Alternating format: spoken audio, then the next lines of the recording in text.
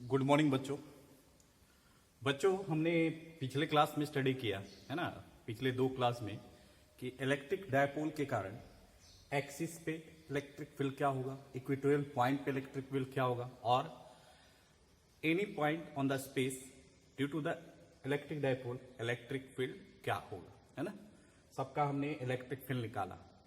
अब जो next point हम लोग स्टडी करने जा रहे हैं, है ना, वो पॉइंट है हमारा कि अगर किसी इलेक्ट्रिक डायपोल को, है ना, अगर किसी इलेक्ट्रिक डायपोल को, है ना, कहां रख दे, यूनिफॉर्म इलेक्ट्रिक फील्ड में रख दे तो क्या होगा, है ना। तो कहता है कि जब किसी इलेक्ट्रिक डायपोल को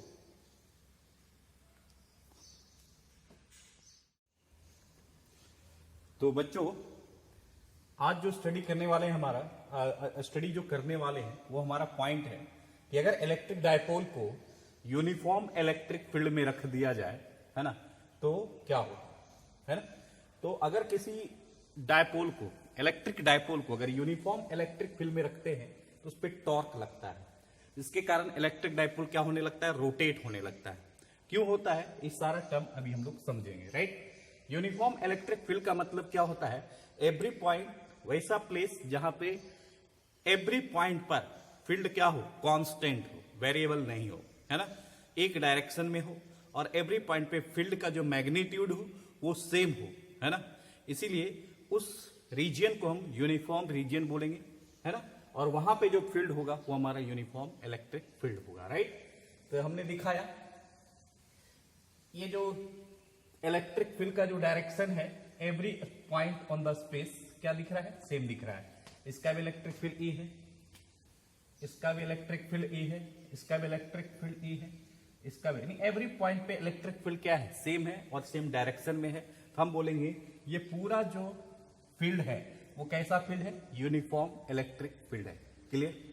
अब कहता है कि इस यूनिफॉर्म इलेक्ट्रिक फील्ड में इलेक्ट्रिक डायपोल को रख दो, हमने रख दिया, राइट।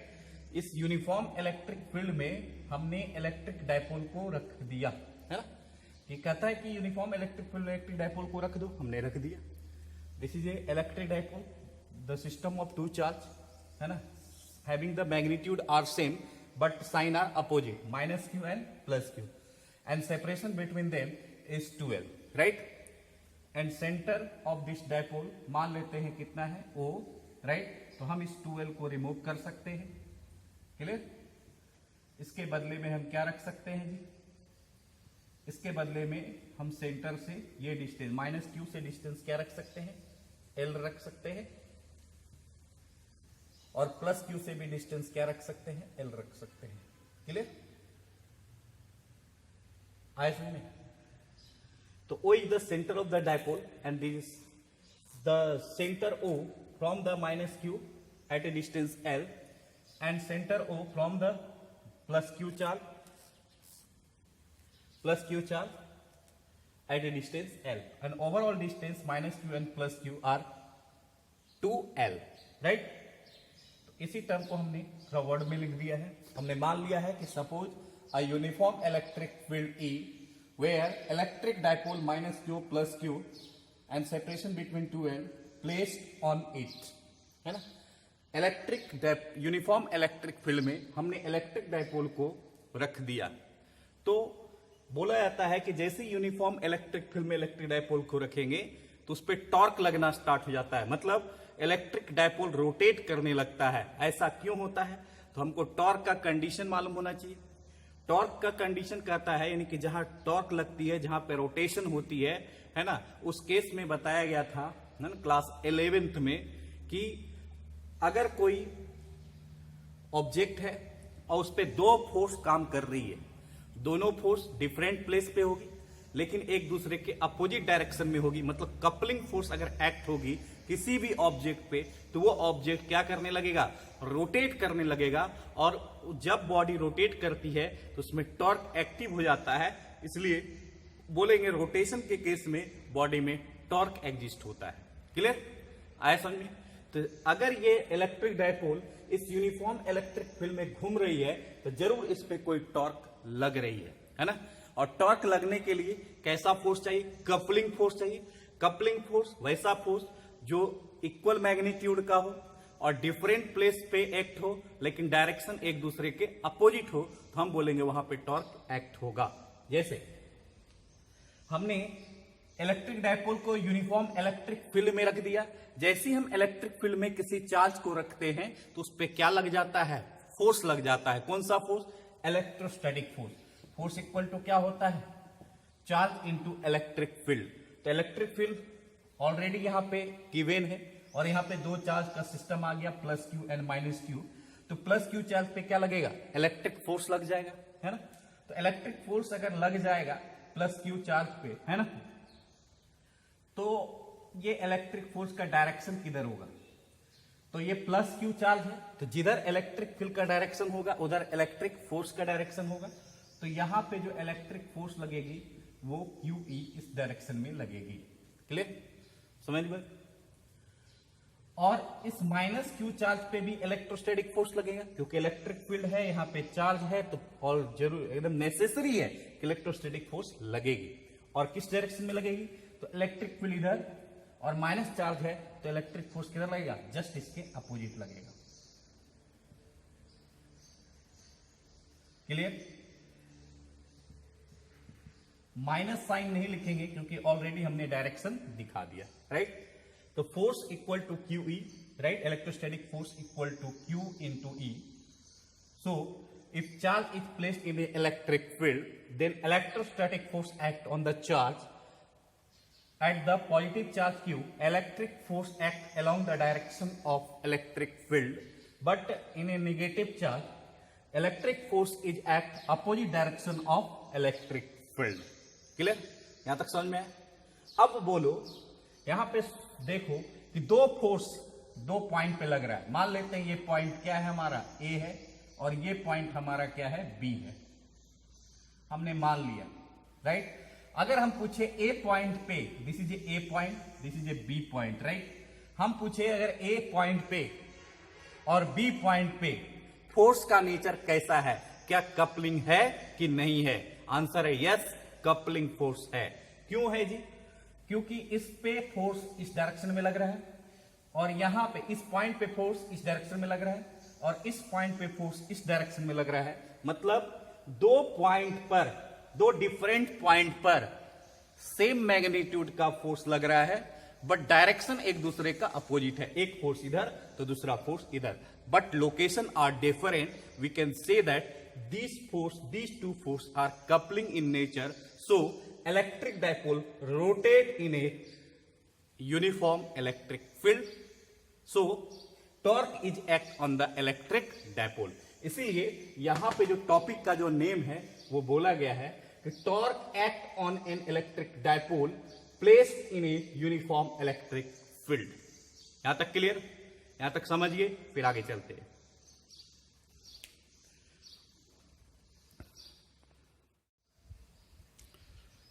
तो बच्चों, हमने देखा कि जब इलेक्ट्रिक डायपोल को यूनिफॉर्म इलेक्ट्रिक फील्ड में रख रहे हैं तो इलेक्ट्रिक डायपोल पे दो फोर्स एक्ट करने लगती है, एक प्लस क्यू की, एक प्लस क्यू चार्ज पे क्यू इस डायरेक्शन में, माइनस क्यू चार्ज के कारण इलेक्ट्रिक फोर्स इस डायरेक्शन में। तो दो फोर्स इक्वल मैग्नीट्यूड का है और डिफरेंट लोकेशन पे एक्ट है और अपोजिट डायरेक्शन में है, तो net electric force act on the dipole कितना हो जाएगा? 0 हो जाएगा। इसलिए हम कह सकते हैं कि यहां पे जो इलेक्ट्रिक डायपोल है ना, यूनिफॉर्म इलेक्ट्रिक फील्ड पे, इस पे टॉर्क एक्ट हो रहा है। क्लियर? क्यों? क्योंकि दो फोर्स इक्वल नेचर का है और अपोजिट डायरेक्शन में है और डिफरेंट लोकेशन पे एक्ट हो रहा है। हम बोलेंगे this force and this force are coupling in nature, so torque act on the dipole. Clear? तो what is the value of torque? Torque equal to होता है force into perpendicular distance, right. ये सारा टर्म को हमने लिख दिया है। हियर हमने देखा जब इलेक्ट्रिक डायपोल को यूनिफॉर्म इलेक्ट्रिक फील्ड में रखा तो हमने देखा कि net force act on the dipole कितना है? तो 0। मतलब इलेक्ट्रिक डायपोल को अगर यूनिफॉर्म इलेक्ट्रिक फील्ड में रखेंगे तो ट्रांसलेशनली ये क्या होगा? इक्विलिब्रियम होगा। ट्रांसलेशनल इक्विलिब्रियम, इसका मतलब ये आगे नहीं जा सकता है, ये इधर नहीं आ सकता है, तो ये क्या हो सकता है? एक एक्सिस के अलोंग क्या कर सकता है? वो रोटेट कर सकता है। ओनली रोटेशन होगा, ट्रांसलेशनल नहीं होगा। क्लियर। इसीलिए ट्रांसलेशनल इक्विलिब्रियम में होगा इलेक्ट्रिक डायपोल जब उसको यूनिफॉर्म इलेक्ट्रिक फील्ड में रखा जाएगा। क्लियर, केवल रोटेशन होगा, ट्रांसलेशनल नहीं होगा। क्लियर। अब यहां पे देखो, हमको यहां देखने से पता चल जा रहा है कि दो फोर्स एक्ट हो रही है, two equal and opposite force act on the dipole. दो इक्वल एंड अपोजिट फोर्स हो रहा है, एक्ट हो रहा है ऑन द डायपोल, है ना, एट डिफरेंट लोकेशन। और डिफरेंट लोकेशन पे ये फोर्स एक्ट हो रही है, at point A and at point B. Two point at different location, but magnitude of force are same, but direction are opposite, है ना। So dipole is rotate around the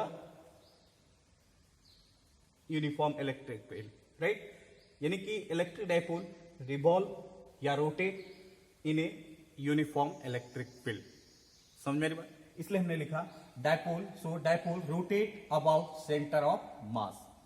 अब ये rotate जो होगा electric dipole, है ना, ये plus Q minus Q, दो इक्वल फोर्स अपोजिट डायरेक्शन में, कपलिंग फोर्स है, डिफरेंट लोकेशन पे एक्ट हो रही है, इक्वल फोर्स। तो ये जो इलेक्ट्रिक डायपोल है वो किस डायरेक्शन में घूमेगा? ऐसे घूमेगा। क्लियर। तो इलेक्ट्रिक डायपोल जब ऐसे घूमेगा तो ओ पॉइंट हमारा क्या होगा? Axis of rotation.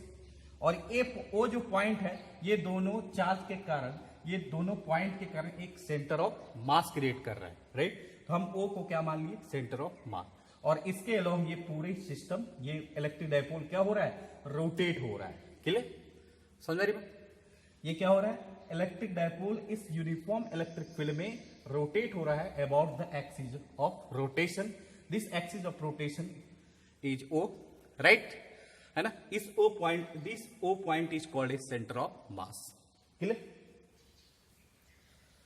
अब कहता है कि force on A and B, force A और बी पे जो लग रहा है, कैसा फोर्स लग रहा है ए और बी पॉइंट पे? तो कपलिंग इन नेचर का फोर्स लग रहा है इस पे, ए पॉइंट पे और बी पॉइंट पे, right. We can say that अगर कपलिंग फोर्स एक्ट हो रही है तो we can say that torque act on the dipole. हम कह सकते हैं इस इलेक्ट्रिक डायपोल पे क्या एक्ट हो रहा होगा? टॉर्क। और टॉर्क इक्वल टू क्या होता है? हमको मालूम है, force into perpendicular distance. This is A perpendicular distance, right. Force into perpendicular distance. और परपेंडिकुलर डिस्टेंस कहां से लेंगे? तो from the axis of rotation. Axis of rotation हमारा क्या है? ओ। और यहां से और यहां के बीच जो परपेंडिकुलर डिस्टेंस होगा वो लेना है। ये तो परपेंडिकुलर डिस्टेंस है नहीं, तो हम इसको परपेंडिकुलर डिस्टेंस का बनाना पड़ेगा, राइट। समझ मेरी बात? अब कैसे निकालते हैं टॉर्क की वैल्यू, है ना, यहां तक समझिए, फिर आगे चलते हैं।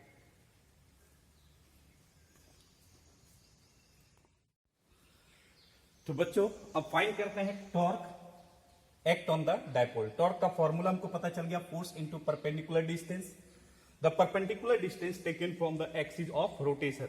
The axis of rotation is O. Clear. तो परपेंडिकुलर डिस्टेंस कैसे लेंगे?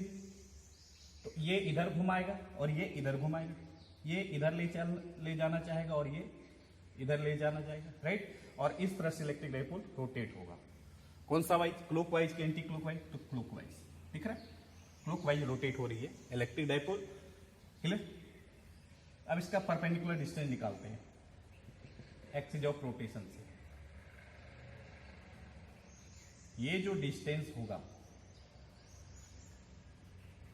इस फोर्स के कारण जो टॉर्क होगा, टॉर्क ये भी लगाएगा, ये भी लगाएगा, फोर्स इनटू परपेंडिकुलर, ये भी फोर्स लगा रहा है, इसका फोर्स इनटू परपेंडिकुलर डिस्टेंस दिख रहा है 90 डिग्री। अगर हम बोले इलेक्ट्रिक डायपोल का डायरेक्शन क्या होगा? Minus Q two plus Q. ये इलेक्ट्रिक डायपोल का डायरेक्शन होगा, माइनस क्यू से प्लस क्यू की ओर। और इलेक्ट्रिक डायपोल और इलेक्ट्रिक फील्ड, ये इलेक्ट्रिक फील्ड, ये इलेक्ट्रिक डायपोल, राइट। यहां पे भी ड्रॉ कर सकते हैं इलेक्ट्रिक डायपोल का डायरेक्शन। क्लियर। ये इलेक्ट्रिक डायपोल और ये इलेक्ट्रिक फील्ड। अगर इस दोनों के बीच अगर एंगल बोल दे थीटा है ना, थीटा किसके बीच? इलेक्ट्रिक डायपोल मोमेंट और इलेक्ट्रिक फील्ड के बीच। This is P is the electric dipole moment. तो इलेक्ट्रिक डायपोल मोमेंट और इलेक्ट्रिक फील्ड के बीच एंगल कितना है? थीटा है, राइट। अगर ये थीटा है और ये लेंथ एल है तो ये क्या हो जाएगा?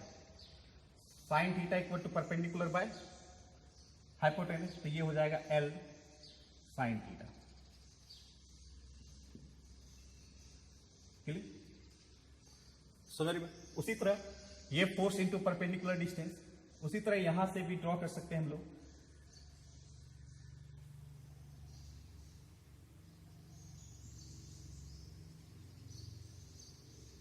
ये भी फोर्स लगा रहे हैं, ये फोर्स, और ये क्या होगा, परपेंडिकुलर डिस्टेंस। क्लियर? तो ये भी टॉर्क लगाएगा फोर्स इंटू परपेंडिकुलर डिस्टेंस, ये भी फोर्स लगाएगा, टॉर्क लगाएगा फोर्स इंटू परपेंडिकुलर डिस्टेंस। दोनों का डायरेक्शन क्या है, सेम है, इसके द्वारा और इसके द्वारा। तो दोनों को क्या कर देंगे, ऐड कर देंगे सिंपली।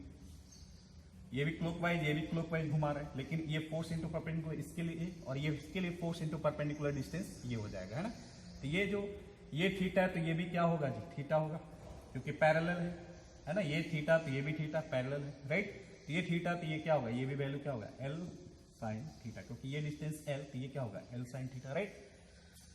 तो इस तरह से torque act on the dipole equal to क्या हो जाएगा, फोर्स इनटू परपेंडिकुलर डिस्टेंस कितना जी, तो इसके द्वारा एफ एल साइन थीटा, और इसके द्वारा F L sine theta, F L sine theta,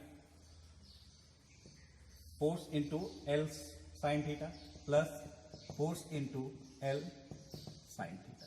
clear? तो इस फोर्स के कारण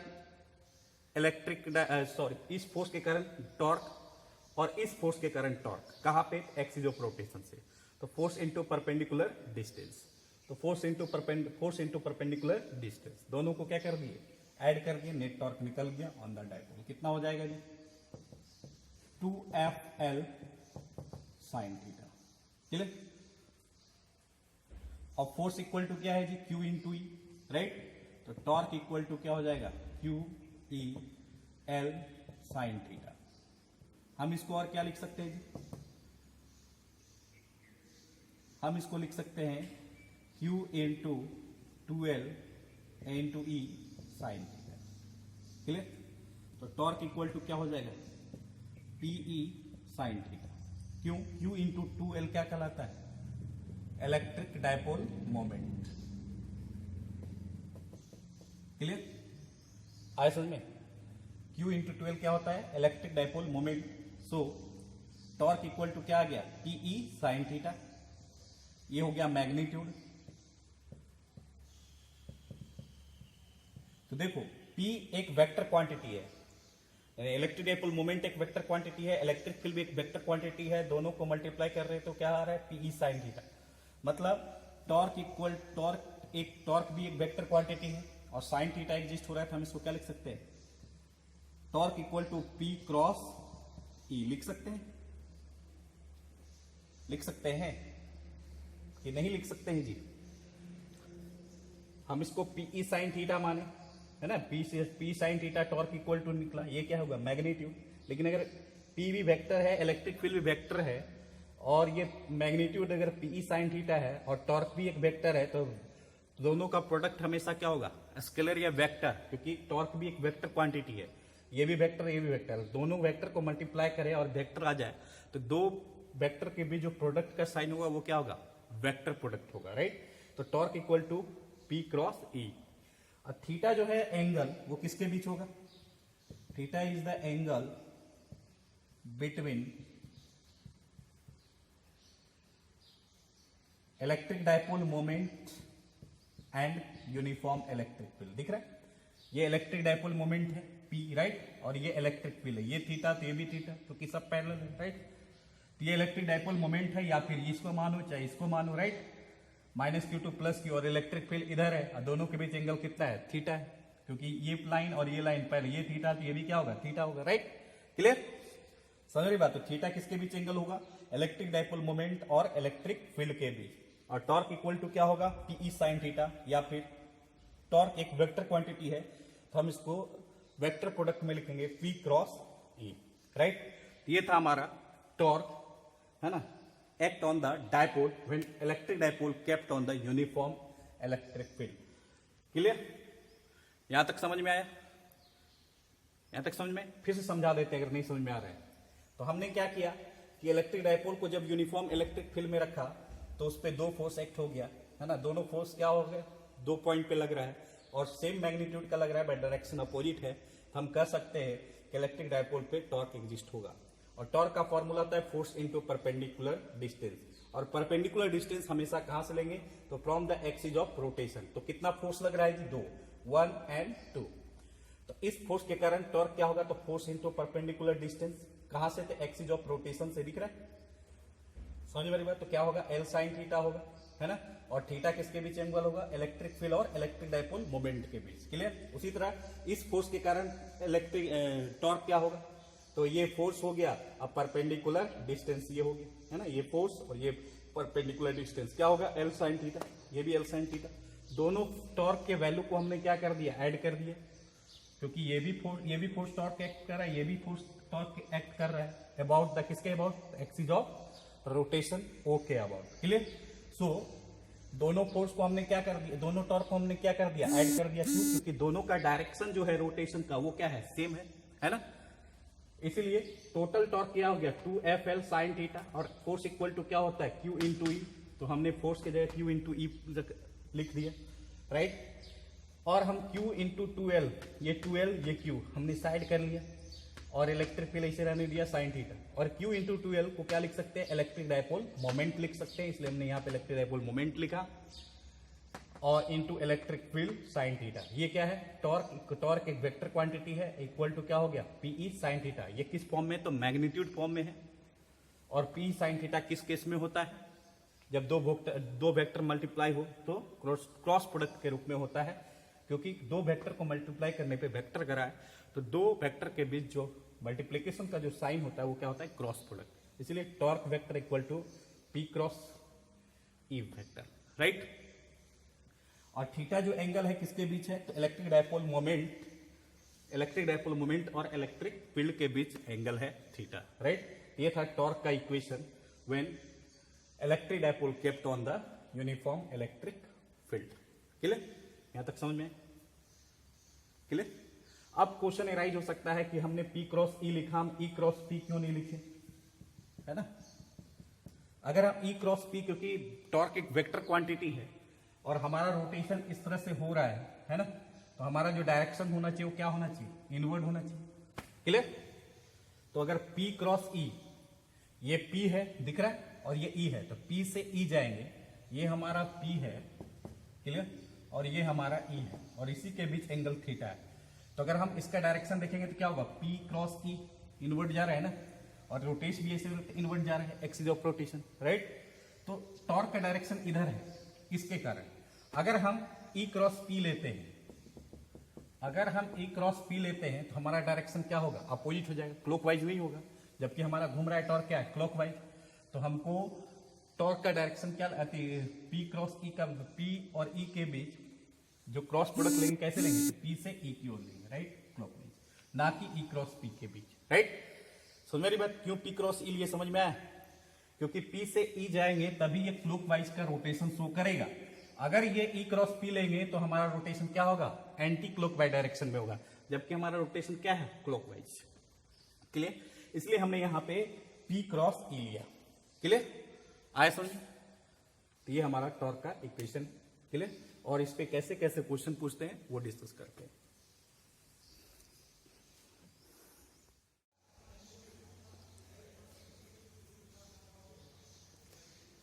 तो बच्चों, अब जो हम लोग नेक्स्ट पॉइंट स्टडी करने वाले हैं कि नेट टॉर्क का मिनिमम, यानी टॉर्क ऑफ इलेक्ट्रिक डायपोल का मिनिमम वैल्यू कितना होता है। तो एक तो हम समझ गए इलेक्ट्रिक डायपोल है, अगर यूनिफॉर्म इलेक्ट्रिक फील्ड में रख रहे हैं तो उस पर तो नेट फोर्स तो जीरो होगा ही, क्योंकि टॉर्क लगने के लिए नेट फोर्स जीरो होना पड़ेगा, राइट। लेकिन कहता है कि इलेक्ट्रिक डायपोल का नेट टॉर्क का वैल्यू मिनिमम कितना होगा, तो जीरो होगा। कैसे, तो torque equal to P sine theta, है ना, if theta equal to 0 and 180 degree. जब थीटा का वैल्यू 0 होगा और 180 डिग्री होगा तो टॉर्क का जो वैल्यू होगा, इलेक्ट्रिक डायपोल मोमेंट के जो टॉर्क का जो वैल्यू होगा वो मिनिमम होगा। और कितना होता है, minimum torque act on the electric dipole when electric dipole kept on the uniform electric field equal to 0। कब कंडीशन कब क्या है कि इलेक्ट्रिक डायपोल मोमेंट और इलेक्ट्रिक फील्ड के बीच एंगल कितना होना चाहिए, या तो 0 डिग्री या फिर 180 डिग्री। तो उस केस में टॉर्क का जो वैल्यू होगा वो हमारा मिनिमम वैल्यू होगा, और कितना होगा, तो 0 होगा।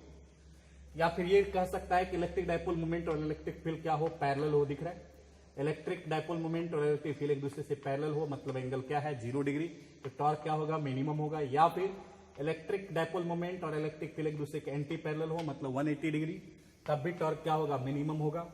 इस या तो ऐसे दिया रहे इलेक्ट्रिक मोमेंट का डायरेक्शन इधर, इलेक्ट्रिक फील्ड का डायरेक्शन इधर, या फिर ऐसे दिया रहे या फिर ऐसे दिया रहे। क्लियर। तो इलेक्ट्रिक डायपोल मोमेंट और इलेक्ट्रिक फील्ड अगर एंटी पैरेलल हो, मतलब थीटा इक्वल टू 180 डिग्री हो, तो टॉर्क क्या होगा मिनिमम। या फिर इलेक्ट्रिक डायपोल मोमेंट और इलेक्ट्रिक फील्ड दोनों क्या हो पैरेलल हो, एंगल दोनों के बीच 0 हो, तो हम बोलेंगे मिनिमम टॉर्क एक्ट होगा। और मिनिमम टॉर्क का वैल्यू कितना होता है 0। क्लियर। अगर यहां पे एक पॉइंट हम देख रहे हैं, अगर नेट फोर्स 0 हो तो ट्रांसलेशन इक्विलिब्रियम, मतलब ट्रांसलेट नहीं करेगा बॉडी, एक जगह से दूसरी जगह मूव नहीं करेगा, राइट।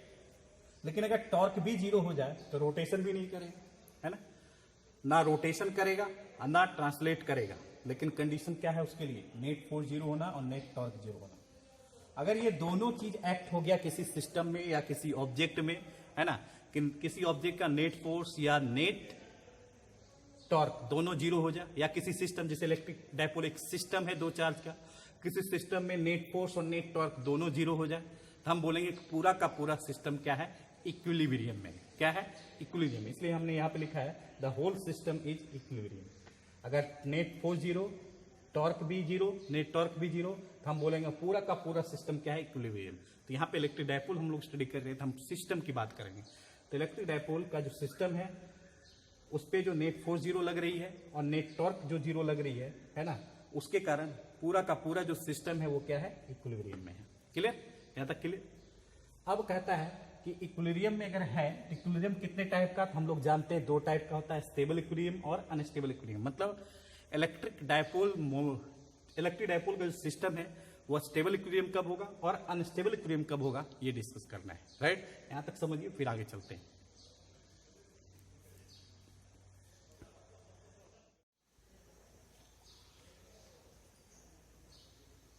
तो आइए स्टेबल इक्विलिब्रियम की बात करते हैं। स्टेबल इक्विलिब्रियम के लिए कंडीशन क्या है कि डायपोल मोमेंट और इलेक्ट्रिक फील्ड के बीच एंगल कितना होना चाहिए 0 डिग्री। नेट फोर्स तो 0 होना चाहिए क्योंकि इक्विलिब्रियम है, टॉर्क भी 0 होना चाहिए इक्विलिब्रियम है, ये दोनों तो नेसेसरी है 0 होना चाहिए।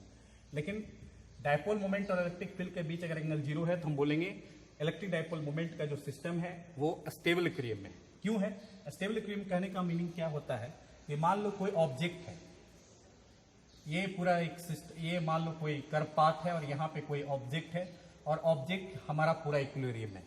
हमने इसको डिस्प्लेस किया तो फिर से वापस ये अपनी पोजीशन को रिगेन कर गए, हम बोलेंगे ये जो इक्विलिब्रियम है कैसा है तो स्टेबल। लेकिन अगर इसी के केस में अगर ऑब्जेक्ट को यहाँ रख दे और यहाँ से ऑब्जेक्ट को हम डिस्प्लेस कर दे तो ये ऑब्जेक्ट फिर से वापस अपने पोजीशन को रिगेन नहीं कर सकता है। तो यहाँ से अगर डिस्प्लेस कर दे तो वापस नीचे आएगा, यहाँ तो अपने पोजीशन को रिगेन नहीं कर सकता है, तो हम बोलेंगे कैसा इक्विलिब्रियम है अनस्टेबल इक्विलिब्रियम है। ठीक है। तो स्टेबल इक्विलिब्रियम कहने का मतलब है कि इलेक्ट्रिक डायपोल मोमेंट, यहाँ पे देखो -q + q चार्ज का सिस्टम है, इलेक्ट्रिक डायपोल मोमेंट का डायरेक्शन इधर है, इलेक्ट्रिक फील्ड का डायरेक्शन इधर है, दोनों एक दूसरे से पैरेलल है, यानी दोनों के बीच एंगल 0 डिग्री है।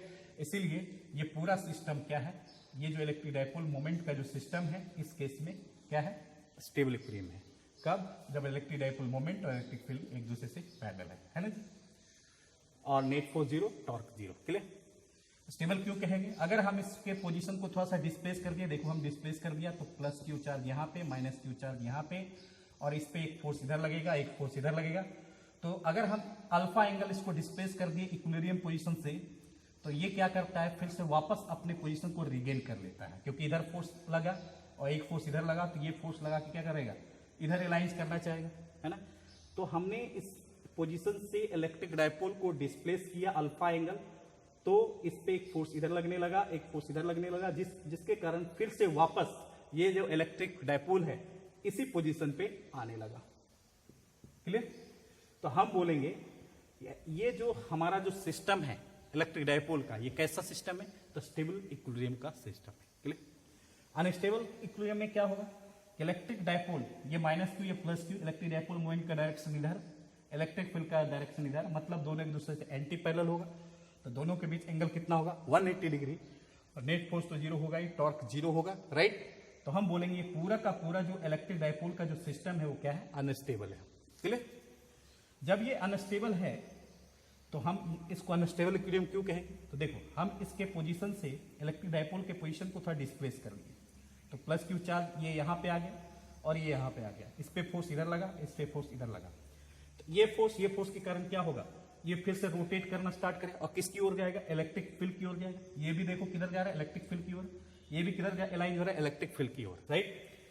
अब देखो इसको डिस्प्लेस करने के बाद वापस ये अपने पोजीशन पर रिगेन नहीं कर रहा है, अपने पोजीशन को रिगेन नहीं कर पा रहा है, हम बोलेंगे ये जो सिस्टम है इलेक्ट्रिक डायपोल का वो अनस्टेबल इक्विलिब्रियम का सिस्टम है। क्लियर? तो स्टेबल इक्विलिब्रियम का कंडीशन क्या है, इलेक्ट्रिक डायपोल में इलेक्ट्रिक फील्ड दोनों के बीच angle 0, net force 0, torque 0। Unstable का क्या कंडीशन है, 180 डिग्री एंगल होना चाहिए, नहीं दोनों एक दूसरे एंटी पैरेलल है, नेट फोर्स 0, टॉर्क 0 होना चाहिए, राइट। क्वेश्चन कैसे पूछा जाता है कि कंडीशन बताओ कि इलेक्ट्रिक डायपोल मोमेंट कब स्टेबल होगा और कब अनस्टेबल इक्विलिब्रियम होगा। स्टेबल के लिए दोनों के बीच एंगल कितना होना चाहिए, 0 डिग्री और नेट फोर्स 0, टॉर्क 0। अनस्टेबल के लिए 180 डिग्री, नेट फोर्स 0 और टॉर्क 0। और क्यों होगा स्टेबल इक्विलिब्रियम, इसको क्यों कहेंगे, अनस्टेबल इसको क्यों कहेंगे, तो यहाँ पे बोलेंगे कि अगर इलेक्ट्रिक डायपोल को हम डिस्प्लेस कर देते हैं उसके अपने पोजीशन से, अबोन पोजीशन से, तो वापस वो अपने पोजीशन को क्या कर लेता है, रिगेन कर लेता है। इसलिए हम इस इलेक्ट्रिक डायपोल के सिस्टम को स्टेबल इक्विलिब्रियम सिस्टम बोलते हैं।